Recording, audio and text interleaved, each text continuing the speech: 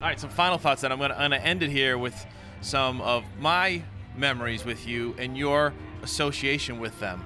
So let's begin with the cookie off and what that meant to you. It really didn't mean that much to me, but it was very exciting.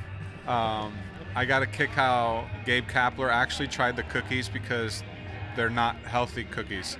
And for him to really enjoy the cookie off stays in my mind because, I mean, as you've seen after the games, when I take off my shirt and when Kapler had his shirt off, you couldn't really tell us apart. So that was cool. Fun feature I did with you at third base, the hidden ball trick, which you pulled twice in your big league career. I would say once, and once I got credit for it just because it worked out. But I got to give credit to Todd Jones. Actually, he played here with the Red Sox for a little bit. Yep. He sold it as good as any pitcher I've ever seen. You know, and that's big because usually, I remember it was a hit to left field, and I'm the cutoff man, and Todd Jones is backing up the play at the plate if there was a play. And none of the usually umpires call timeout there, and it was just one of these things that it was lucky they didn't call timeout, and we just met eye to eye. We didn't plan or anything, and he knew I had the ball, and I was just saying, please don't get on the mound, please don't get on, because if you balk in this run now, I'm the idiot that tried to hide the ball from someone.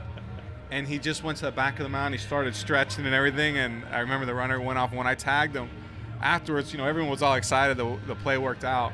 And Jonesy goes to me, I was running out of things to do. I was about to start doing somersaults or cartwheels, you know, or something. And just picturing him maybe doing a cartwheel actually made me laugh. So he was the guy. I only played with him for 1 year, but I really enjoyed him as a teammate. He's a good guy.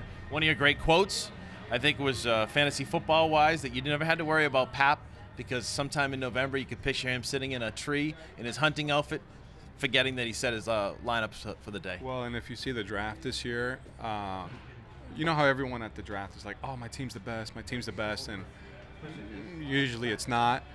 Pap is so adamant. I think that's what makes him a good closer. He's so adamant that he thinks that everything he does is the best, that he is absolutely a terrible fantasy football player. I mean, he gets guys on the waiver wire, and he's like, this is the next Randy Moss. And I'm like, well, if he's the next Randy Moss, he probably would have been picked up in the first 18 rounds of the draft with 12 teams. So, but you know what? That's what makes Pap special, so and it'll be good. Seinfeld, like the parking ticket, which was one of my highlights, too, when you went to get your haircut. Still looking for the ninja.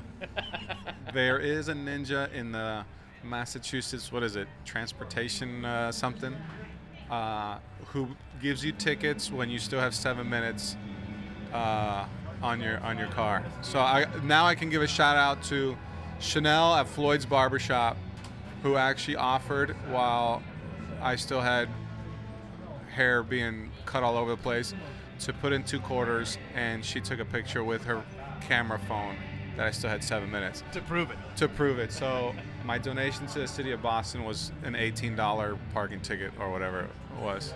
Well, Michael, thanks for everything that you did for me all over the years, and all of us, every fan that watched you play, thank you very much for gracing us for 5 years in a Red Sox uniform. Well, thank you. I've had the pleasure of occasionally having to speak to you as well. So sincere. That's Mike Lowell. Good work, Roche. Hey, thanks, bud. You got it, man. Appreciate everything you did.